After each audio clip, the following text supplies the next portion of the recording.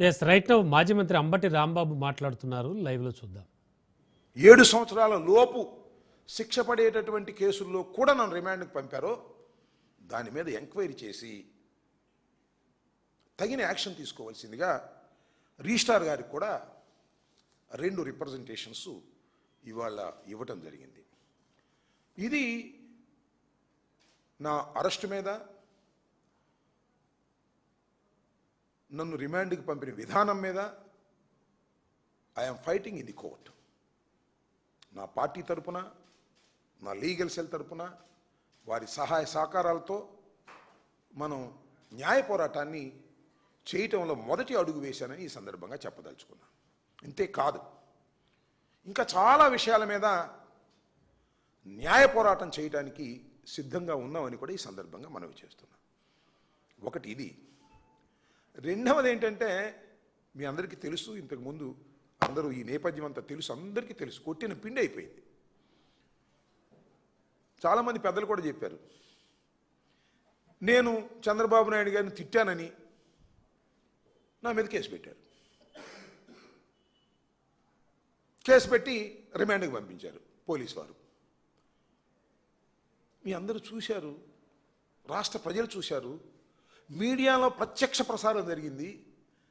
నా ఇంటి ముందు నా కార్లు, నా ఇల్లు ధ్వంసం చేశారు. 307 దాకా వెళ్ళారు, విధ్వంసం చేశారు. వాళ్ళందరికీ ఈ ప్రభుత్వం ఆ రోజు ఉదయమే నన్ను పోలీసు లాకప్లో పెట్టంగానే ఆ రోజు ఉదయమే బెయిల్ ఇచ్చి పంపించారు. Simply the station bail has granted. నా ఇల్లు ధ్వంసం చేసిన వాళ్ళు, నన్ను చంపడానికి ప్రయత్నం చేసిన వాళ్ళు, నా కారును దహనం చేసిన వాళ్ళు, నా ఇంటికి నిప్పండించిన వాళ్ళు సింపుల్గా వెళ్ళిపోయారు అంతే. ఇది చట్టం ఇవాళ రాష్ట్రంలో. దీన్ని వదిలేస్తేలాగా ఇవాళ నాకు జరిగింది, రేపు మరొక జరిగింది. దీని మీద కూడా లీగల్గా యాక్షన్కి గౌరవ హైకోర్టుకి వెళ్ళాలని నిర్ణయించుకున్నాం.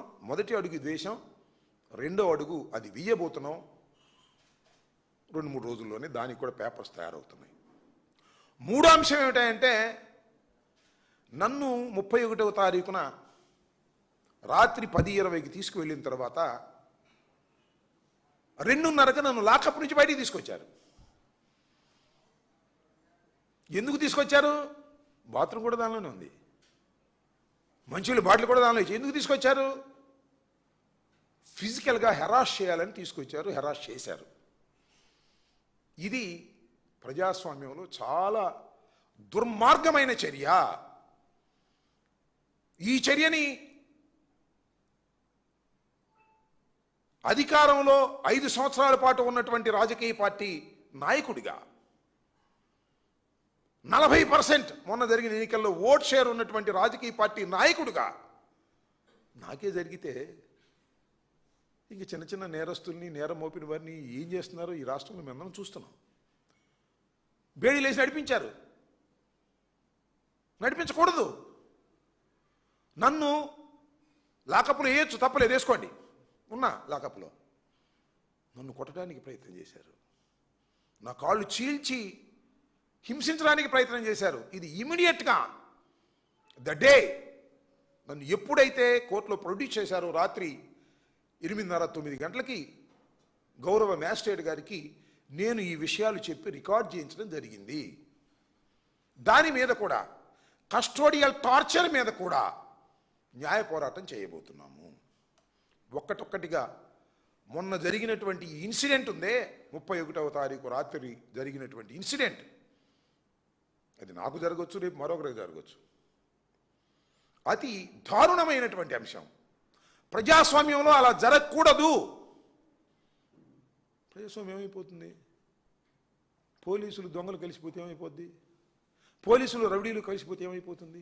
అదే జరిగింది. న్యాయస్థానాలు కూడా స్పందించకపోతే ప్రజాస్వామ్యం నాశనం అయిపోతుంది. చట్టం మీద విలువ పోతుంది, చట్టం మీద గౌరవం పోతుంది. కాబట్టి చట్టం మీద గౌరవం పెంచే విధంగా, మాకెవ్వరి మీద వ్యక్తిగతంగా లేదు, చట్టం మీద గౌరవం పెంచే విధంగా న్యాయస్థానాల ద్వారా న్యాయ పోరాటం చేసి ఒక సరైనటువంటి విధానాన్ని ఈ రాష్ట్రంలో ఏర్పరచాలనే తాపత్రయంతోనే ఇవాళ మేమందరం పని. నేను బేసికల్గా అడ్వకేట్ని. కోర్స్ ప్రాక్టీస్ చేయకపోవచ్చు, ప్రాక్టీస్ చేసే అవకాశం తీరిక రాలా నాకు. ఏదో మొదటి 3 సంవత్సరాలు మఫ్సల్ కోట్ రేపల్లో ప్రాక్టీస్ చేశా.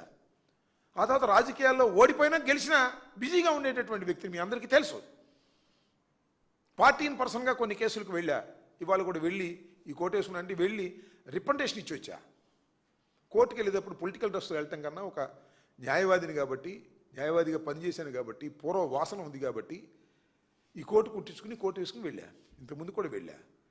ఎందుకు చెప్పదలుచుకున్నానంటే, ఒక న్యాయవాదిని, మాజీ మంత్రిని, సీనియర్ పొలిటీషియన్ని, 40% ఉన్నటువంటి ఓట్ బ్యాంక్ ఉన్నటువంటి రాజకీయ పార్టీకి చెందినటువంటి వ్యక్తిని, అంతకుముందు అధికారంలో ఉన్నటువంటి పార్టీకి చెందిన వ్యక్తిని నాకే ఇలా జరిగితే గాలికి ఎలా వదిలేస్తాను చెప్పండి?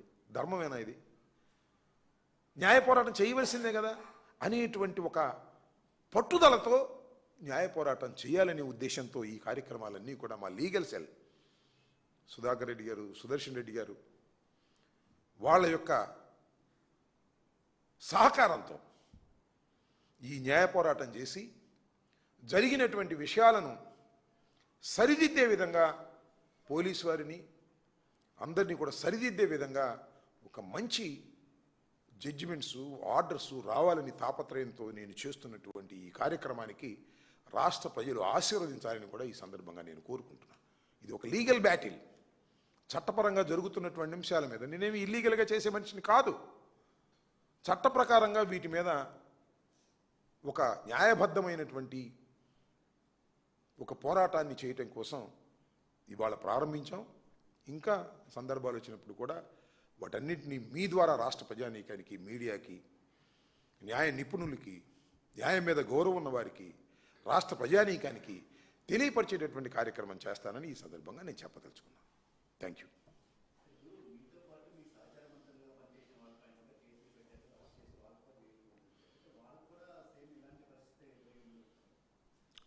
అంటే రమేష్,